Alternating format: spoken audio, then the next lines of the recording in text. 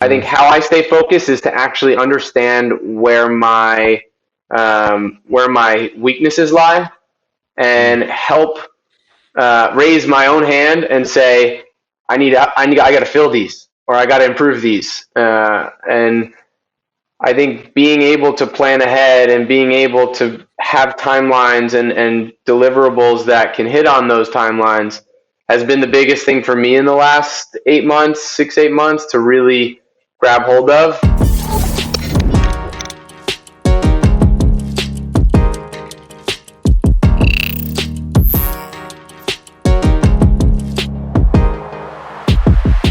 Ladies and gentlemen, welcome back to It's the Bearded Man podcast with your favorite, the world's favorite bearded man, Bobbbaaaay. Each week with our guest episodes, I try to put the spotlight on someone who, in my eyes, has given themselves permission to live a life authentic to them. Our guest today is from Purchase, New York. He's the co-founder and chief brand officer of Twice, a wellness for your mouth. Twice is a vitamin-enriched, pH-balanced whitening toothpaste that will take your smile to new levels. You didn't think your smile could go to a new level? Well, you're going to find out today. Today on the podcast, Cody Levine. There he is. Bobby, thanks for having me, my man. Cody, I got to be honest. It's an immediate plus 2 points when I have a guest that has a fellow beard. So you already... Yeah, but nowhere near your beard. You're just saying that because you're on the show. But when this ends, you might be like, yo, Bobby, I think my beard's kind of better than yours. You know, we might have to dish it out a little bit. You're the go-to. You're the go-to. Honored, man. Really excited to have you here today. I was doing a bit of research before this conversation. And when I was on your guys' website, there was a piece that I came across that I really loved. And in it, it said, we saw how the health of our mouths is so connected to the health of our bodies. Why is wellness for your mouth so important? Now, for context, the show is all about helping people reach their inner potential. I'm out here preaching, get in your physical fitness, practice your mental health, find like the things that allow you to give you stillness, but never once have I considered the wellness of your mouth. How important is that? For us, and what we're out here trying to help people understand is that it's everything. There's a functional side where the mouth being really the gateway to the body. Like your gut, the mouth is an oral microbiome. You got 8 billion bacteria, good and bad, every day, that you're helping to create a healthy ecosystem. So the products you're using on a functional side can really help create a healthy mouth, which creates a healthy body. Also, emotionally, I mean, if you think about it, you meet people, how you're showing up in the world, what you're bringing to the table, and ultimately how connected you are with yourself and with the rest of the world. The mouth is a point of expression, right? It's how people talk, it's how people communicate, it's how people show love. And for us, it's where it starts. And that's really what our brand's been about for the last 3 years. And as we're continuing to push the message, oral wellness is really the gateway to overall health, in our opinion. Yeah. What's so interesting to me for people is like the why of why they do what they do. And something that was like a light bulb moment. This was after we had locked in the scheduling for this podcast. So I started diving into your story and how you got to where you are today. And something that really intrigued me was that your father growing up, and still is, I believe, a dental specialist. So I'm sitting there like, well, this makes sense that eventually Cody would get into the industry in some capacity. So I'm kind of curious, like being raised by somebody who was a specialist in the field, what was he teaching you and your brother from a young age about the importance of your mouth? Because I'm imagining somebody like me, I had my 2 visits a year and I would get told what I needed to do, but you're literally being raised by somebody who is a specialist in the field. Yeah. Growing up, my brother and I were in business together. We've been surrounded by oral care. And I remember, of course, our dad educating us on oral health, which is always important, but the most important thing for us was seeing the emotional side of dentistry, where we really got to understand what our father, and actually my mom, not a dental specialist by trade, but started an oral care company with my dad, what they committed their life to and how powerful, a healthy mouth can be, and this emotional side of dentistry through this nonprofit work. So, I mean, growing up, my brother and I were packing product on the ping pong table when we were 7 and 10 for a company that our parents started called Go Smile when we were kids. And, we weren't the household like, I don't know if you saw the the movie of Willy Wonka where his dad is a dentist and like never could eat candy. Mm. It wasn't that. There was a lot of love and there was an understanding as to what it could do, but it wasn't like a total cutoff of sugar. Because I think as kids, you wanted to kind of experience and understand yourself. So there was this guided support, which I really appreciated, and I think in my older years have really gotten to understand what our parents committed their lives to on an emotional level of what dentistry and what the smile and what healthy habits can ultimately do for overall health. Did you at any moment in time growing up consider that at some point you would get into the industry or have some type of Honestly, job never. in it? Never. I didn't think, I didn't want to go to dental school. I was paving my own path. So was my brother. I worked in marketing, was helping brands tell stories at different agencies. Julian was in private equity. And it actually wasn't until we joined our family on these dental missions, providing free dentistry to communities that don't have access to care, where I think it re-engineered how we saw what's possible and what our parents committed their lives to, kind of what I was sharing. And then it flipped a switch. And, we didn't go to dental school. We're not dental specialists by trade, but we fell in love with the industry. We fell in love with what a dentist can do, literally with their hands, providing care and ultimately confidence and new life and energy for people, who were self-conscious about their smile or in pain. And, we never thought about it, but here we are. It's a family-run business. Our dad helps us formulate products. Our mom helps us across the board on sales and marketing. Our dinner table combos are about toothpaste ingredients and formulations, and never in a million years. But I think it's super cool, and I think my parents they love it. They're helping us and supporting from we spent a lot of time together, so it's pretty cool. Yeah, it seems outside looking in, especially you're right where you should be, like with all the advertising experience. Then you have this trip that kind of changes your perspective. It's the light bulb moment. And now you take all the experience you learned from the advertising world and you're the chief brand officer, where this is exactly what your role is shaping the image and the messaging so that it's, people can relate to it and consume it versus like, obviously, all the scientific behind it. But how do you communicate that to a consumer to make them obviously want and feel the need that they need it? Yeah, you got to make it click. Yeah, you got to make it click. You did mention that trip though, and that was something that I definitely want to talk on. Which it was in 2015. Your brother, Julian, your family, you take the service trip with Glow Good Foundation to the Bahamas, which is then what inspires you to get into the oral care world. Can you talk to me about what was it about this trip that opened your eyes and inspired you to want to eventually leave the advertising world and go all in on this oral healthcare?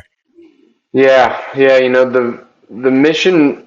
Well, one, it started in the Bahamas with Lenny Kravitz, our third co-founder, who's been a longtime patient of our dad's. Lenny lives in the Bahamas, and he asked our parents to basically come down there and help his community because he heard about the work we were doing. We had a previous mission in Rwanda, which is a convo for another time. Amazing, beautiful, powerful experience. And we were down in the Bahamas and we set up a clinic in the heart of town. And we had folks coming in who, one, they don't have access to care.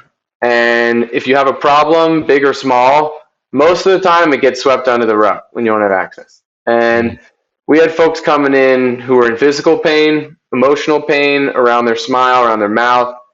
And we were able to pretty much overnight re-architect their mindset, actually, if I really think about it, and set them on a new path. We had a woman come in 8 years prior, domestic abuse, her ex-husband knocks out her teeth, top and bottom. She's a social worker, and she sees people all the time, and she's embarrassed. She didn't have the means to fix her mouth, get new teeth, and we gave her a full reconstruction.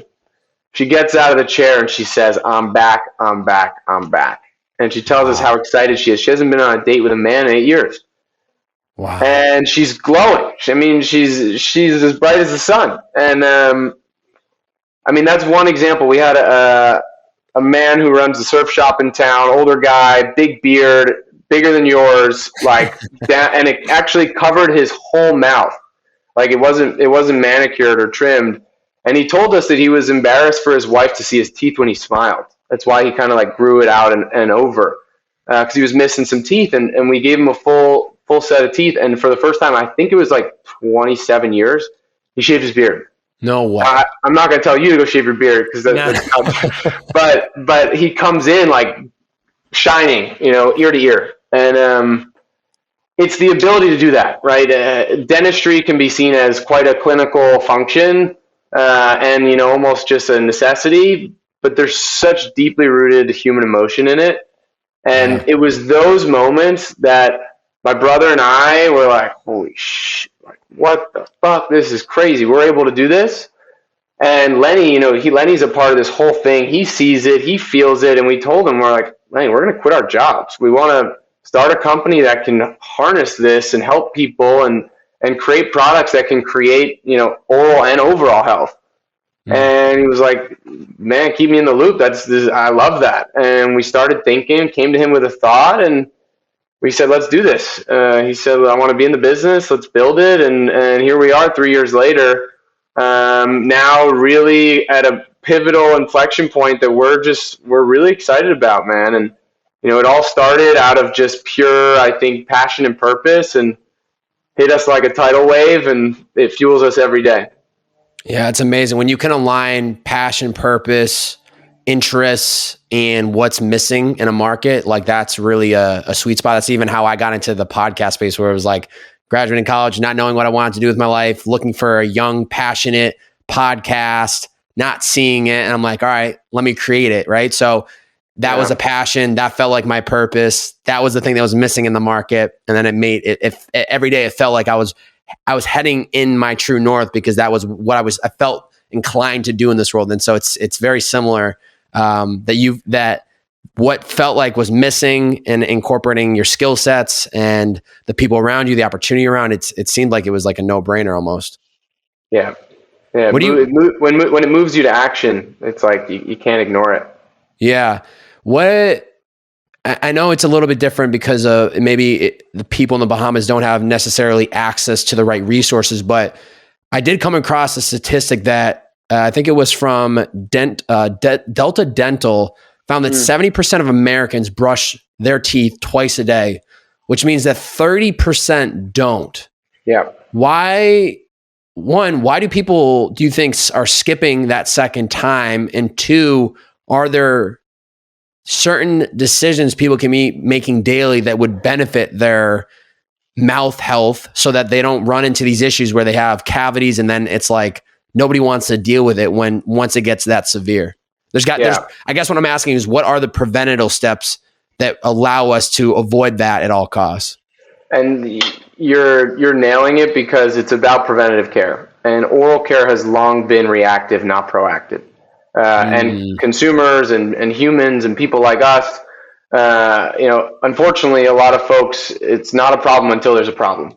Yes. And so people, whether it's at the end of the night, whether you're lazy, tired, maybe you had a few too many drinks, you go to bed and you're like, it's not the end of the world.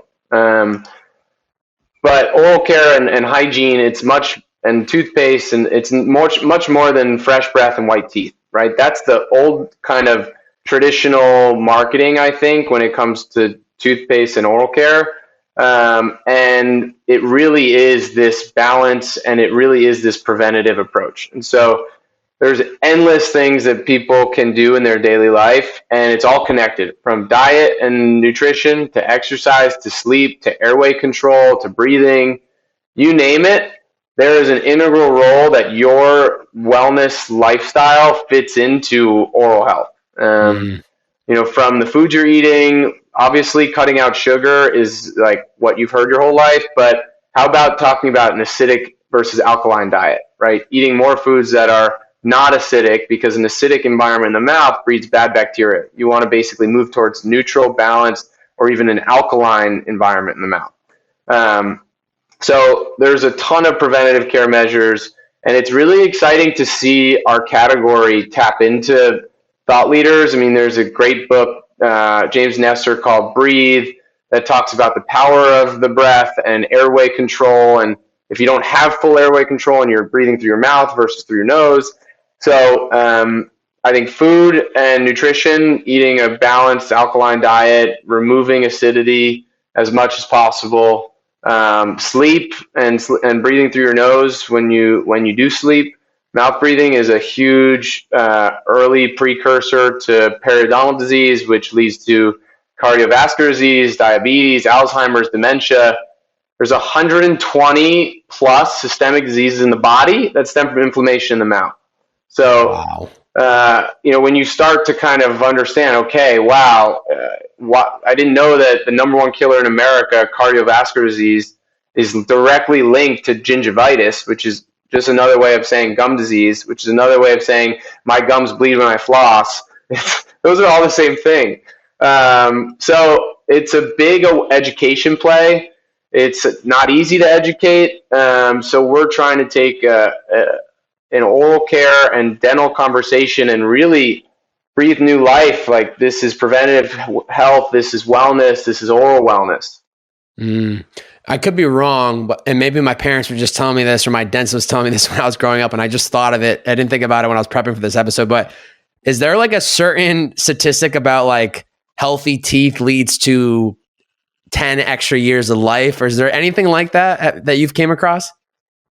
You can probably draw very strong correlations to lifespan. I mean, Yeah. You look at some of the guys like David Sinclair, who wrote Lifespan. He's a Harvard medical professor studying anti-aging. I mean, gum health and talking about the oral microbiome, if you can keep that a healthier ecosystem longer, you're going to live longer. You're strengthening your oral immunity and the immune system for the rest of the body. I'd be very curious to run some tests. Maybe we have a new product launching in March, April, that is a pretty game changer rinse product that's all focused around oral immunity, boosting the microbiome. That would be very interesting, because that can help people see, oh wow, my mouth is not just a separate world. It's centerfold. It's crucial. No, I know you're not a professional that can give advice. So, ladies and gentlemen, if you hear this, especially with a lot of things that are happening in the podcast space, take everything with a grain of salt and do your research. But you definitely are very knowledgeable of the do's and the don'ts. Would you say the standard is brush teeth twice a day, floss once, and then do like fluoride once a day? I mean, what's like I'm sure people have asked you or you've had to message it through twice, but is there any like, these are the 3 daily steps? I try to make it very micro for people, which then makes it a little bit more actionable. But are there micro daily steps people can take that will pay off for them in the long term? Yeah. And, everyone has a different approach to process. At the end of the day, as long as you're doing the process, you're winning. For us, it's brush, floss, rinse. Yeah. Brush, fluoride is a hot topic. We come from the world of dentistry and those clinical studies that are highly effective. Some people actually need extra fluoride because they have brittle enamel and you need to remineralize, because once you lose those teeth, they ain't growing back.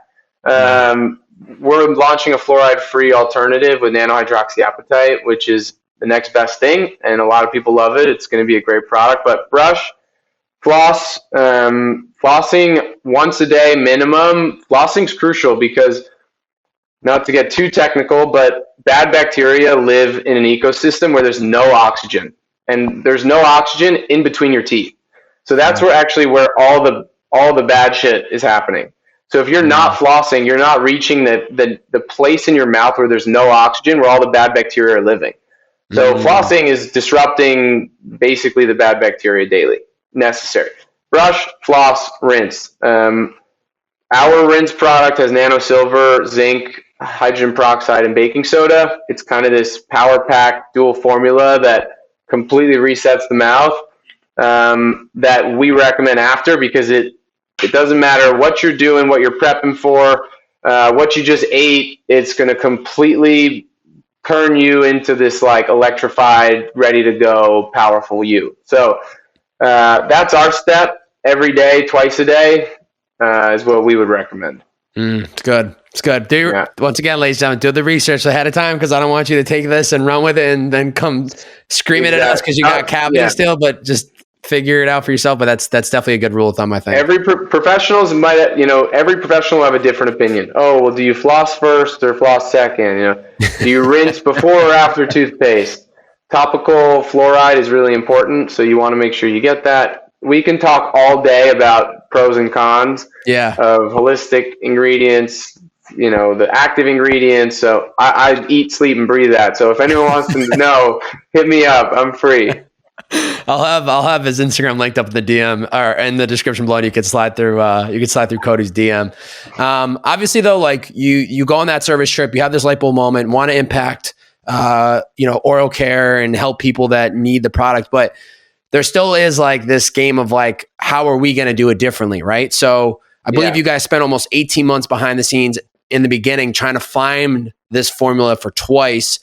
How did you approach like wanting to differentiate yourself from Colgate and some of these other big brands that are like, they're so household names, which is like the exciting thing, that you're going up against the big dogs, because it can and will happen where they start to fall out. But how did you envision approaching like differentiating yourself from everyone else? Yeah, so we started in toothpaste. Our vision has always been to be an oral wellness company with a platform. So we have new products coming, but when it comes to toothpaste, you've got two worlds. You've got conventional, which is the household names your grandparents use, that you've used, clinically proven. They're backed. They're highly effective. They work. There are ingredients that we want to strip out of that. And that brings you to the other world, which is the all naturals, which is really, it was born and bred with this made without movement. Made without is fantastic. No one wants sulfates, parabens, synthetic dyes, plenty of ingredients, triclosan, which is actually removed from all toothpaste now. The made without section was this all natural toothpaste world. Fantastic. But somewhere along the way, if you lose the active ingredients that are scientifically proven, ultimately we can have more issues, more harm done than good, right? So our philosophy was really best of both worlds, right? Cutting edge science meets clean ingredients. That really brings what we say better mouth-body balance. We're not sacrificing, we're not compromising. We have ingredients that are, one, good for your teeth, good for your gums, good for your mouth, for the ecosystem, and ultimately for overall health. And so that was always our POV on formula. We didn't take something off the shelf. Our father helped us formulate. We worked on it, to your point, 18 months, sleeping on our parents' couch, 70 plus rounds of toothpaste, how it foams, what the flavor profile is, with the grittiness. There's so many nuances to formulation, which is, we have a lot of fun with. Every product we're launching took a minimum of 12 months to create. I believe it, dude. I can't I even think about testing. Like, it's one thing to like test and eat food all day long, but like you guys are just pounding away on your teeth, just trying to test stuff. We've tried it all. Oh, I believe it. You're coming up on, you guys launched in 2017, right? 2018, October, World Smile Day, we launched. World Smile Day. Oh, that was well planned. Yeah. So you got to be, is that almost 4 years in business then? A little over 3. Yeah. What have been some of the biggest hurdles you've had to overcome? Whether it's you personally or the business. Yeah. Endless hurdles. Nothing but, hurdles, lessons, opportunities. We launched as a D2C toothpaste brand, selling online, which sounded great. Scaling a D2C business with a, $7 tube of toothpaste, not super efficient. Had to with CPAs probably being through the roof. Oh man. So, pivoted, learned, omni-channel, launched Amazon, launched with a fantastic retail partner in CVS. COVID hit, realizing that, hey, retail is where 85% of the transactions in our category happen. So how do we go there? How do we be where people buy toothpaste?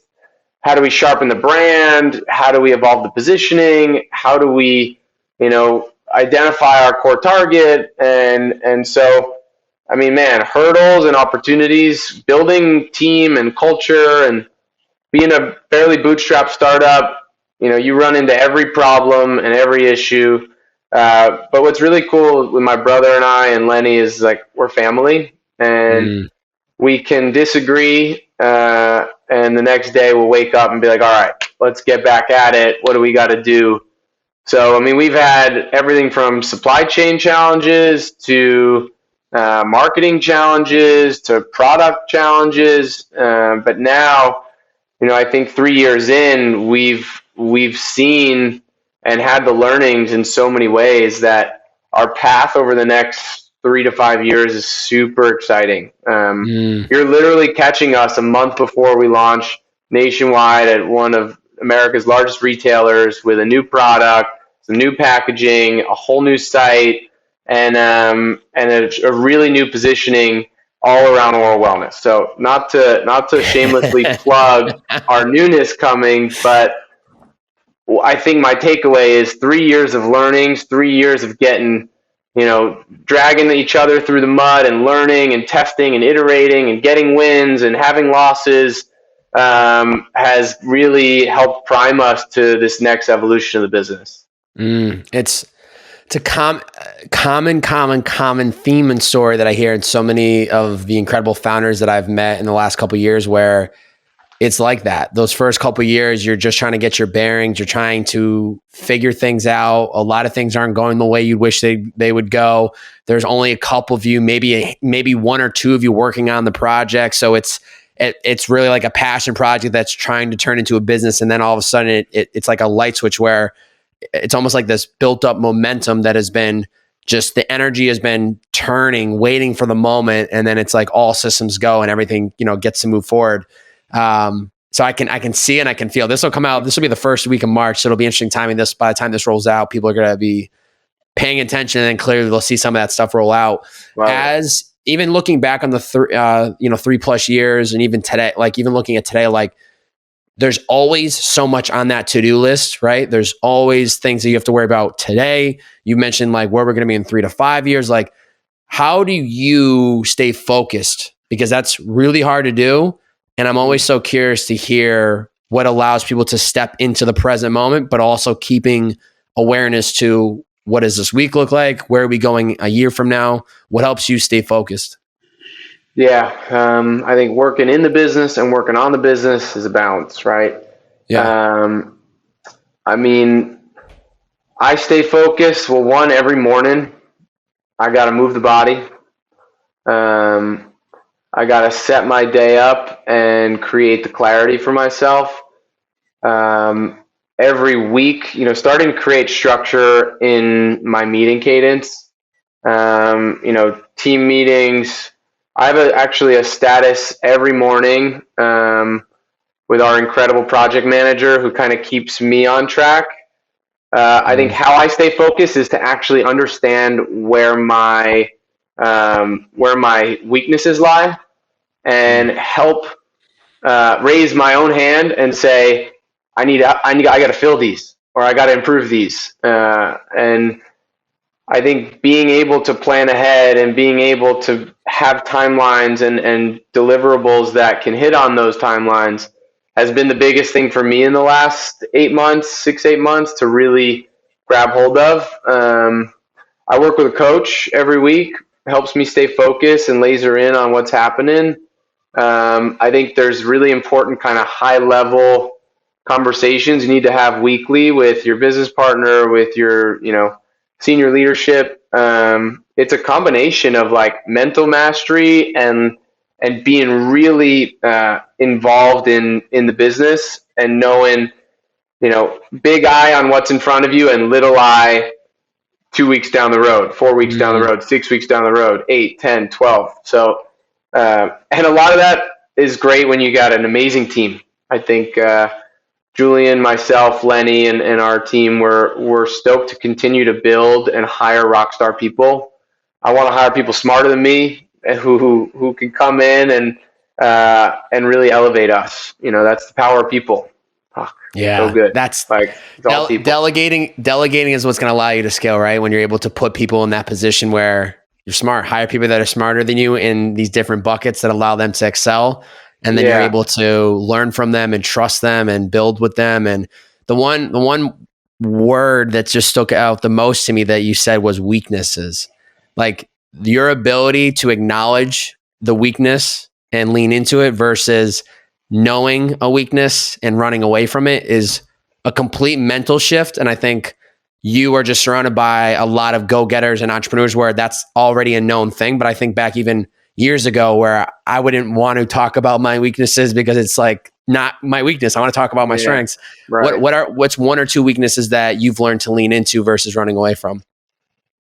When it comes to what I've learned, when you wear every hat, inherently, when you're an entrepreneur, you have to, and you become very attuned to what you love doing, what you're good at, what you don't love doing, and what you're bad at. And for me, when it came to, I love going after new thinking and new ideas. Ideas are great, but without execution, they're just ideas. And you need to have this kind of visionary mentality with an integrator mentality. So, I mean, this is, broad, but like hardcore planning and timelines, I would just crumble. And I've learned now to from experts who are setting timelines, okay, I understand that this is going to happen this date and let's work backwards. So now my brain is training there, but I'm ultimately leaning on people who can help drive me, because where I love being is in the creative world and thinking through the story and tapping that emotional chord. And so I've had to, I did that for a while. And when you try to do too many things, you're juggling too many balls. So, I've had to learn that, hey, I'm really good when I'm able to focus and do less and have someone or something put me in a specific world for a specific period of time and just get it done. So that's been super helpful to really get my planning mode of myself help and optimized. That's been a big plus for sure. Yeah, that's something really important. I love the idea of putting a date and then reverse engineering. I had a solo podcast come out today that talked about that, where I hadn't completed my first marathon, but yet I signed up for my second one. And it's it was anxious and overwhelming to do that, but it's about giving yourself enough time where you put it on the calendar, you reverse engineer, and then now I have to hit this deadline. I need to do X, Y, and Z. It doesn't have to be a marathon. It doesn't have to be obviously everything you're working on it twice. It's just when there's something you want to do, you have to pin it. Otherwise, you kind of just always make an excuse. It kind of gets pushed off. It gets slid under the rug, and then at some point you're like, why hasn't it happened? And you then realize, well, it's because you never put the pressure, right? Pressure builds diamonds, and that's what you need to do. You have to look out into the future, have an idea of when you want to do something, and then try to reverse engineer some of those small steps that allow you to get to where you want to be. Yeah. Quick break from today's episode, and then we'll get right back to it. Today's episode is brought to you by the greatest hydration brand in the world, Liquid I.V. Now, let me tell you right now, ladies and gentlemen, this product is a game changer. I use it daily. This is what helps me do everything that I do, right? I record podcasts, I run a lot, I work out a lot. I need to tap into my creativity very often. On the weekends, I'm spending my time running around, doing community building things, saying yes to the opportunities. And the only way I have the energy and ability to do so, there's a lot of things that I do behind the scenes to make that happen. But most importantly, I'm hydrating my body to make sure that I can keep the engine moving, right? Like a car, you need to fill it up with gasoline. Like our bodies, we needed to fill it up with water to keep going. And so drinking Liquid I.V has been a game changer. I have, if you're watching visually, 3 flavors right here. We have tangerine, watermelon, acai berry. There is a flavor for everybody out there. It is absolute a game-changing product. Liquid IV in 16 ounces of water hydrates you faster, more efficiently than water alone. It contains 5 essential vitamins, B3, B5, B6, B12, and vitamin C, with 3 times the electrolytes of traditional sports drinks, made with premium ingredients, non-GMO, free from gluten, dairy, and soy. I mean, literally, this product fits everybody. It's literally a game changer. So if you're interested at all, I would head over to liquidiv.com to try it out. You can get 25% off every single order by using my promo code TheBeardedMan. Once again, that's 25% off every single order that you order online at liquidiv.com.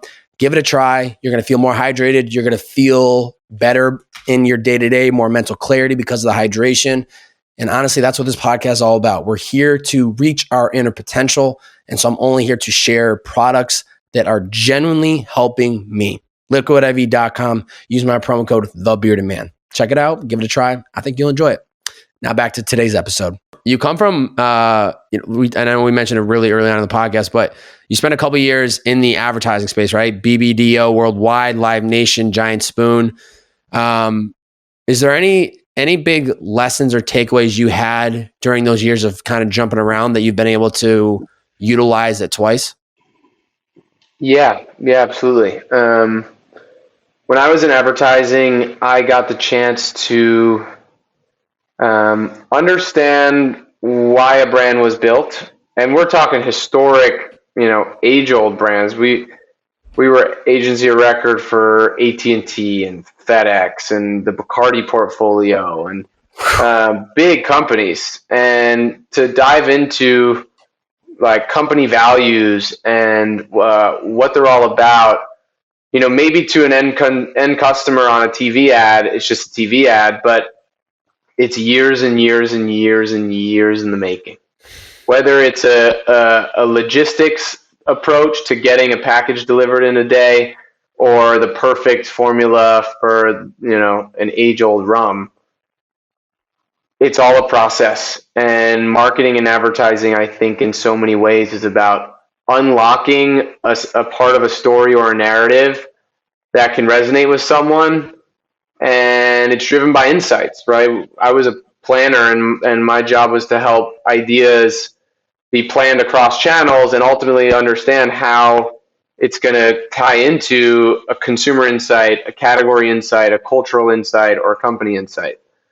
And so as we started going, I think we take that learning and really now I'm applying it now more than ever in what we're launching in March, to really tap into, hey, how can we move culture? How can we introduce thinking that can break through and differentiate in a big industry, right? I mean, it's a $50+ billion oral care market, and to your point, we're going up against Crest, Colgate, Palm Domain, Sensodyne, household names. You've got amazing brands doing amazing work in our space, which is super inspiring. The role of marketing advertising is just to be you. And I spent my time in advertising, and I think it resonates now more than it did when I first got started, of like owning that authenticity and owning you, owning the brand, the company, why we exist. And we've been doing a lot of sharpening to that point. It's like, hey, let's get back to the roots. Let's get back to what we're all about, like what makes us tick. So that's been really inspiring. And also I was very fortunate to work with world-class creatives, art directors, copywriters, designers, who would build worlds. They'd build stories that would make you cry. They would build visual worlds that would make your hair stand up.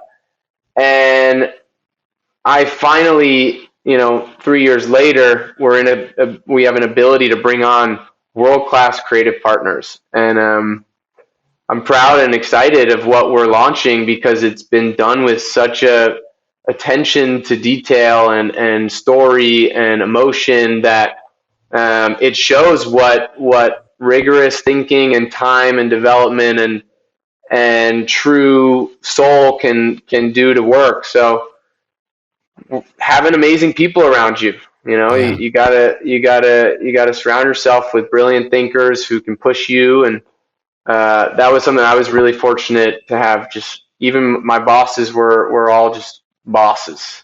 Yeah. You know. Even looking back though, I think one thing that is scary for people, and oftentimes even when I've had to make change, it's scary. Change is, it's uncomforting, right? So like when you look back on these careers of jumping around, when you were making these changes, were you nervous at all? Were you scared at all? Did you just listen to that inner gut of knowing like it's time for something new? It's time to move on to the next chapter, because it's so easy to just keep showing up, even though you might not enjoy what you're doing, and just say it'll figure itself out someday, and then it never does. Were you listening to that like internal gut to allow yourself to make a change up and to move on to something new?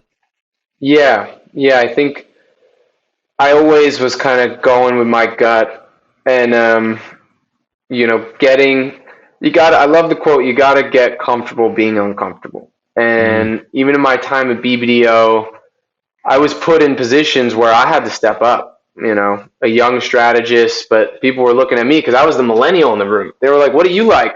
Tell me about your life. Like, we got to talk to you." So I was an expert in a lot of ways, and it was cool because I got to challenge myself early, and I loved advertising, but I knew I wanted to do that for something that was almost born here. Mm. And so when I had opportunities to make a move, they were very they were thought through. I was actually poached or pulled or brought in by people I had worked with in my day. And I'm super grateful for making those jumps. I think they enable you to step into a new environment and approach a new challenge, and get out of maybe a comfort cycle. That is necessary. Now, I love when people are able to spend 5, 10 plus years, 20 at a company, because they are really, really, really, really good at what they do. Mm. I think for me, I trusted my gut, and I knew I wanted to be my own thing. I didn't look up. I admired and respected the leaders at every organization I worked at, but I always saw it as a stepping stone for my own personal growth. And when the company and the leaders know that, I think they have a lot of respect, and they want to see you succeed and thrive. So that's the journey, and that's the cycle. You can never be. It's sad leaving something that you love, that you put your heart and soul into, but you leave it in good standings, and telling you, it'll come back in dividends. Yeah. The folks I've worked with in the past are still friends of mine, and they'll be there to support you along the journey. Yeah. And a personal, that really speaks to me, because I envision myself doing a lot of what I'm doing now at a higher level and more of like a full-time career. And although I might not be there just yet, I have an incredible career. I look at it as an opportunity of a lifetime. And so even then, I daily have those like check you moments where I'm like, you need to lean into this. You need to appreciate this. You need to soak up as much of this opportunity as you can, because inevitably there's going to be a day that comes where I step into what I envision myself becoming. But up until then, I don't want to look back and go, why was I miserable for 2 years, 3 years, 5 years of the ride, when I've always internally been able to find a way to get the thing in life that I want to, not necessarily like a physical thing, but whenever I've had a goal or visualize myself becoming something, I always found a way to do it. So that's even speaking to me on a personal note, where it's like, just enjoy it, because these learnings will pay off. And at some point, this chapter will be behind you, and you want to just make sure that you enjoyed it. You're not looking back disappointed that you just wasted, years of your life miserable, when you knew you had the ability inside you. It's all invaluable. I think about my brother who worked in investment banking, and investment bankers get a rap, right? They put in a few years, and their life is quote unquote miserable. And I was an investment banker, so I can't speak to it, but I know that when Julian is crunching a spreadsheet, he's super grateful for his fucking times as an investment banker who literally never left his desk, And it's all part of the journey. It's all learning. And to your point, like, I think you're going to be able to, and us as, people just growing in our own way to help the next gen see that and know that, like, it's tough love and you're putting in the work. And I'm telling you, you might hate it now, but you're going to look back on it and you'll be like, I'm proud of myself for doing that because it got you to where you are. Yeah. Yeah. It's teaching you grit, and it's putting you against that daily question of how bad do you want it and what are you willing to do to get there? And how bad do you want it? It makes these accomplishments in our lives so much more appreciative, because if you just got it overnight and you just were handed it, you wouldn't appreciate it as much as if you had to put in the time to actually get there to it. So I think at the end of the day, it's always just about the perspective along the ride. To kind of just switch gears a little bit, but I had done some digging on your Instagram, and this caption really caught me that I think so important. And this is what the caption says: your inner child needs to run and play, laugh and jump, raise your hands in the air and do a silly dance. Sometimes we need a reminder to let the inner child have its way. How has doing so impacted your life? I love that. Man, I think it's so important to not take life too seriously and be able to play, because the idea of the inner child, the children's book Little Prince, is to never lose that inner child, because that's where wonder and awe and these modality shifting, breaking mindsets come in, where you get so excited, and the inner child enables you to continually be inspired by what you're doing and find joy in the process. Because I think when you're doing your own thing, or even when you're doing anything, it takes time. It's consistency. And sometimes you're like, man, what the fuck am I doing? Like, let's be real. And the ability to play, it brings some levity and brings that moment of like, yeah, I'm doing it. Like, we're having fun with it. And, you can get in a cycle where you forget to do that. It's very easy to lose track of that. And play comes in many forms. I play on my bike every day. I'm on my bike pretty much. And the idea of play is to feel free, is to be open, to be expressive, and to push yourself, and to know that, like, you're having a fucking blast doing it. So important. I would say tapping into the inner child was a big theme in my life last year. It was carving out space to not take things so seriously, be more open-minded than I already was, to say yes to new experiences. And it just completely redefined my perspective and brought so many great memories, and just opened so many doors to priceless experiences that I didn't imagine what would come from saying yes to something. And then it wasn't until after, and I'd go look at all the value that was brought, and happiness, and in the moment, and the friendships. And it then re-inspires you that Monday morning after a great weekend, or, after a 4-day long weekend of, doing something you've never done before, or taking a trip that you've always wanted to take. You then just get re-inspired. You get so much more fired up to get back to the work, because you had time to step away and not think about things, which then allows you to come back with sometimes fresher perspectives, and it just changes everything. That's so true. You have to take time for yourself to see things differently, and to really just it's quote unquote turn off. It's hard to turn off, but be open to that new experience and say yes. That to-do list you mentioned earlier, it's always going to be there. Yeah. And you gotta find the time and space to be like, all right, let's switch it up. Yeah. Yeah. My thing with to-do list is, it's what can I manageably get done in a day? Let's write down a couple things for that day. Some days it'll be 3 bigger tasks. Some days it's going to be 7 micro tasks. It's not about the amount of number. It's just being realistic. What can I get within my day? And if I can cross those things off, so be it. Cross them off, shut the laptop down, enjoy the evening and pick up where you left off, because that is the truth. There's always going to be more work to be done. There's always going to be another email to answer. There's another text to answer, a call. And I think it's creating boundaries, which has been very crucial in my life, of when do I work, when do I not, and just really trying to stand tall by them, because it just allows you to change gears when you need to, and allowing you to actually focus on these different buckets of your life, and so they're not getting neglected. Mm-hmm. One of the I posted yesterday, obviously the question thing on Instagram saying that I was doing a podcast with you.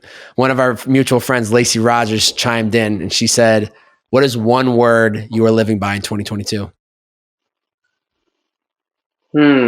Lacey's got good questions. She's got her own podcast. Yeah, she got her own podcast now too. She's dialed in. She knows what she's doing. My word that I've been thinking about and have kind of solidified for the year is fruition. And I spent all last year really planting and building a lot behind the scenes. And, we've been working through production of new products, new packaging, new branding, integrating team, working better, agreeing with each other. And this year, I really am stoked that this concept of fruition, for us to bring a lot out into the world, specifically for Twice with our new products and, this really bountiful, abundant, focused, gratitude-driven joy that we're looking for. We're looking ahead to is this concept of fruition. Oof. I love that word, because that is what it's all about. It's about planting these seeds and consistently watering them. Actually, I'm going to read you a quote. My sister had said this. The timing of this couldn't be more perfect. But my sister had sent me this quote this morning. She said, she screenshotted it, but it says, "You wouldn't plant a seed and then dig it up every few minutes to see if it has grown. So why do you keep questioning yourself, your hard work, and your decisions? Have patience, stop overthinking, and keep watering your seeds." Come on!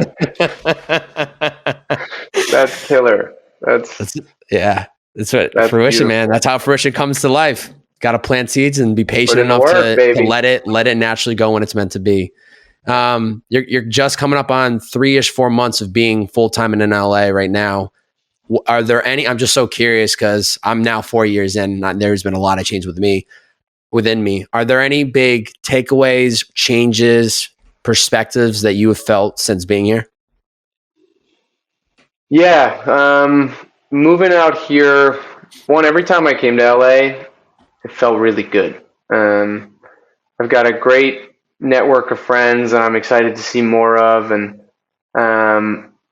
coming out here and moving to Venice by the water, and maybe it's on the concept of play, but it's the ability to have a lot of appreciation for the outdoors. Like, I was living in Colorado, and I was on the mountain every morning. I started skinning, like uphilling, and I would be on the mountain by myself, like charging up. And it's this meditative movement thing that being by the water actually gives me a very similar feel. And I think that coming out here, and maybe it's a COVID related feeling for a lot of people, but to just take a moment and breathe it in. That as a New Yorker, I was born and bred in the hustle and bustle. Work hard, play hard, grind it out, no sleep, just send it.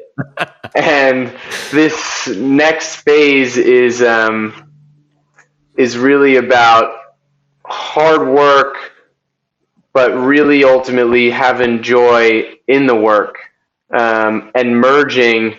There's a great quote that I'll send you about work and play, and it's really that they're one and the same. And I think that my philosophy and POV out here is that you can be doing both at the same time. Yes. So yeah, that I feel it feels great here. My brother's currently in upstate New York running production, and he's wearing a down jacket, and it's freezing, and it's 80 degrees right now. So, yeah, mind you, it's February 10th for those listening. You won't hear this until early March, but it's February 10th at the recording of this. It's a lifestyle change, brother. I'm happy you made it out here. I myself lived in Massachusetts my entire life, went to college in Boston, loved it, lived it. I am honored to be a masshole, but California and SoCal, the weather is just, it's a different lifestyle, man. And I live off the ocean. I live off the sunshine. So I'm happy to hear you're already feeling those benefits immediately. Yeah. I feel the brightness out here. Yes. Which is a big part of our new brand and the next chapter. So it's almost perfectly fitting that I live here now. Things happen for a reason, my man. Things happen for a reason. We're going to get into the final 5. These are the last 5 questions of the episode. Try to keep each answer just to one sentence. If you got to go over a little bit, please do, but try to keep it to one sentence. First question for you. How can people learn to give themselves permission to follow their interests and their ideas?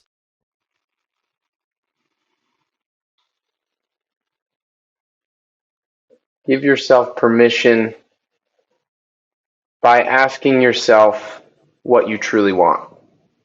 It's great. Question number 2. If you could go back and tell yourself one piece of advice at any point of your life, what would it be and when?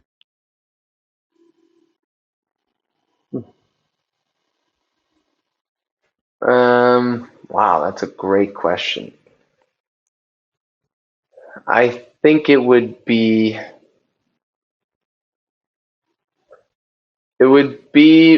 probably right after school, and it would be to embrace and enjoy every step of the journey. So good, because right after school is that moment of the unknown, and you don't know what you're doing. Yeah, you have no idea.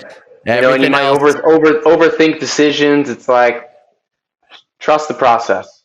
Yeah, so true. Question number 3. What's an area of your life you need to put more effort into?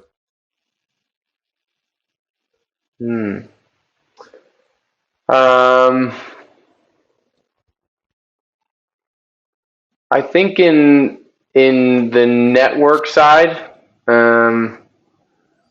expanding my network and being more active, because I've been heads down in a lot of ways, and I like connection. I crave connection.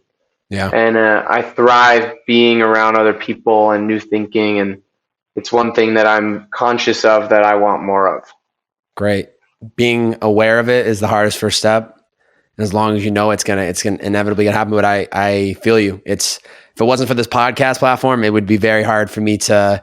I've been having a weekly conversation for the last 5 years with somebody new every week. So that's one thing I'm very grateful for. It's opened so many doors to just some incredible people that would be almost impossible to like just randomly, reach out and say, let's grab coffee. It's like, hey, I got a million things I got to do, but I'm happy to know that. And hopefully we'll be able to provide some value and opportunities that bring people together, and hopefully can get you in the mix of it now that you're living out here. Love it. Question number 4 for you. What's the first step anyone can take to reaching their inner potential?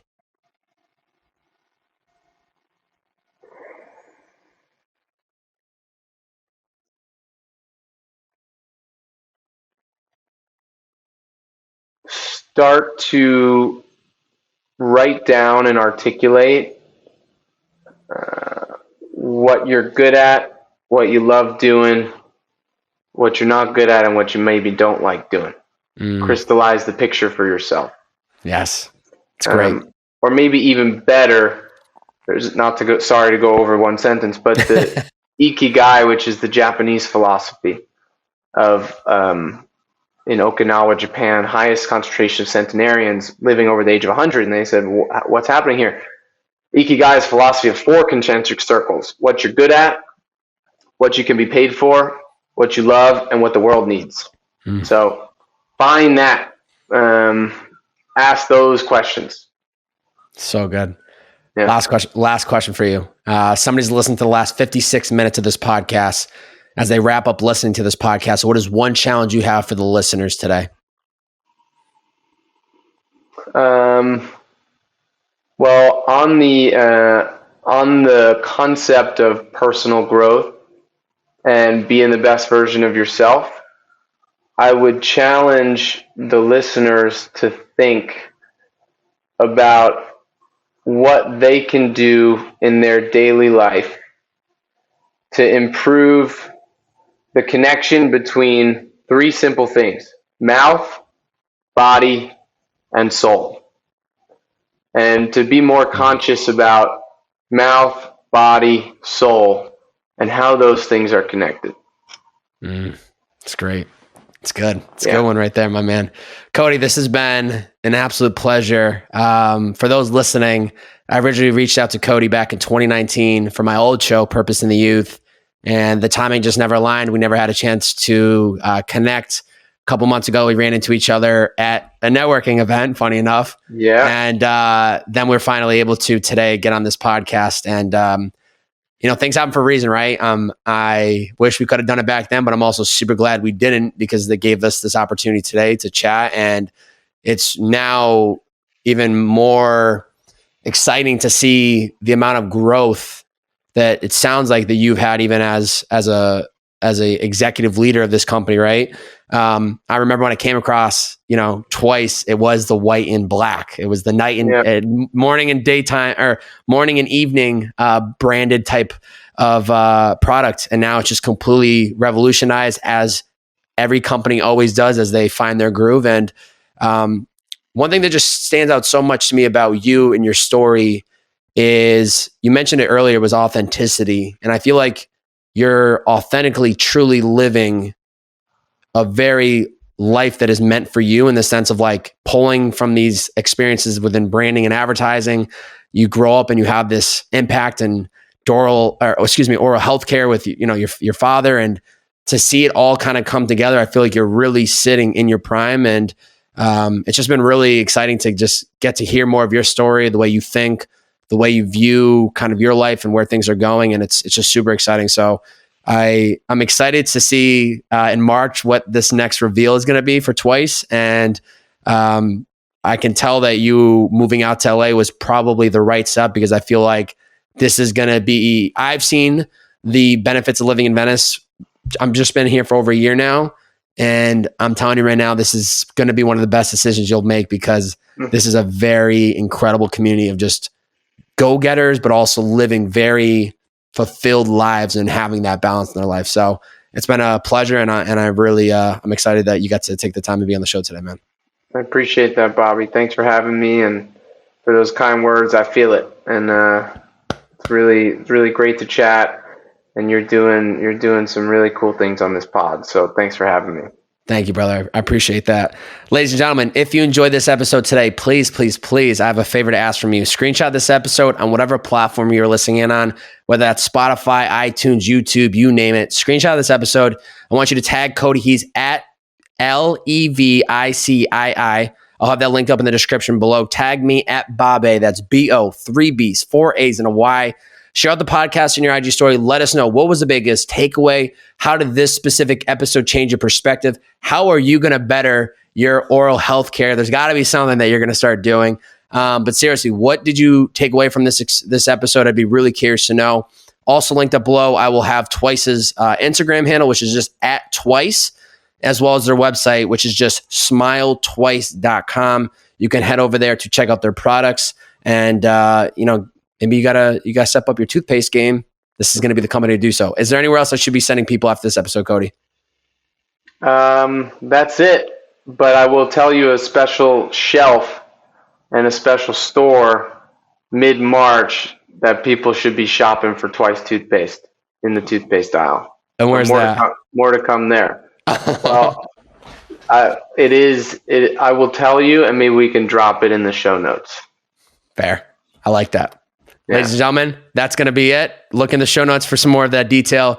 Cody, it's a pleasure. You have a great beard, and I appreciate you being on the show, brother. Thanks, Bobby. Ladies and gentlemen, it's the Bearded Man Podcast. See ya.